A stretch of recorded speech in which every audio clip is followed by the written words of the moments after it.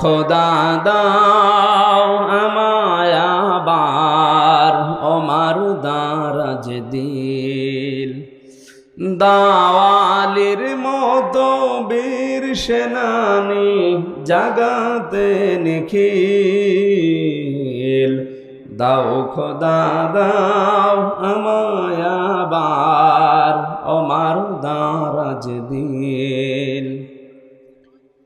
হামজাকে দাও ঘরে ঘরে জীবন দিতে ওয়াকাতরে,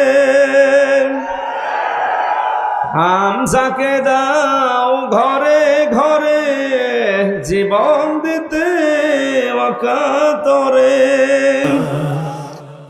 আজ বাংলাদেশ সহ বিশ্বে ইসলামপন্থীদের ডাইরেক্ট ইনডাইরেক্ট ধ্বংস করার জন্য, ইসলামকে নিঃশেষ করার জন্য যারা কাজ করছেন, ডান হাতের মতো বাম হাত দিয়ে অনেকে পেছন দরজা দিয়ে নাড়া চাড়া দিচ্ছে।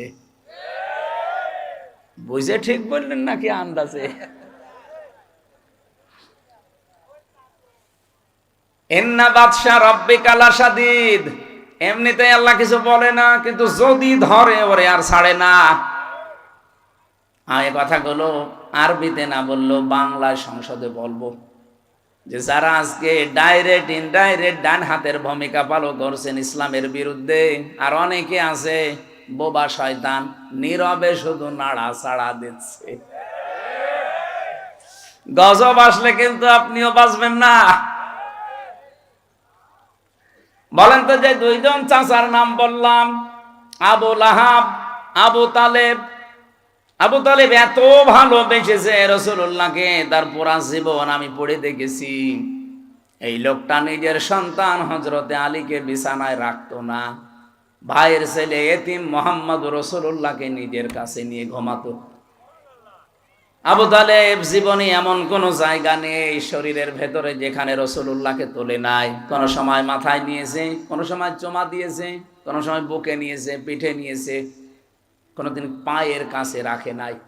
পায়ের কাছে রাখলে অসম্মান হবে, পায়ে লাগতে লেগে যেতে পারে, এই জন্য পায়ের কাছে রাখে নাই। বুখারী শরীফের হাদিস।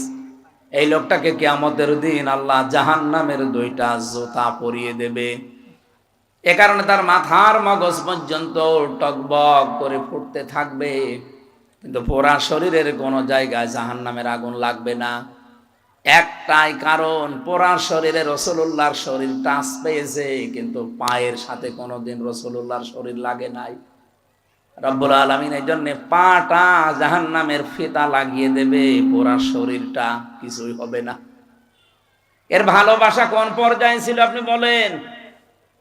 এত ভালোবাসা, এত মহাব্বত দেখিয়েছে রাসূলুল্লাহকে, কিন্তু নবীজি যেদিন ইন্তেকালের সময় বললেন, ইয়া আম্মি আবি তালিব লা ইলাহা ইল্লাল্লাহ হাজ্জুল লাকা ইনদাল্লাহি ইয়াউমাল কিয়ামাহ, রাহুল বুখারী।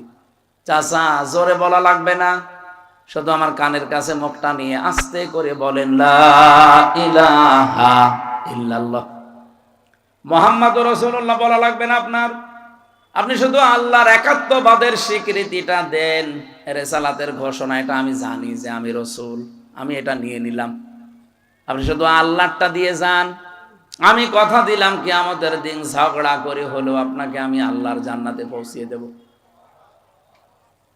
লোকটা পড়ে নাই, ডাক দিয়ে বলেছে, ভাতিজা তোমাকে ভালোবাসি, কিন্তু তোমার এই কালেমাটা পড়তে পারলাম না, তুমি আমারে মাফ করে দিও। বলেন তো, মাফ করার মালিক কে? রাসূলুল্লাহ। কে? আরো জোরে বলেন। মাফ করার একচ্ছত্র মালিকানা যে আল্লাহর। কোথায় আছে বলেন তো?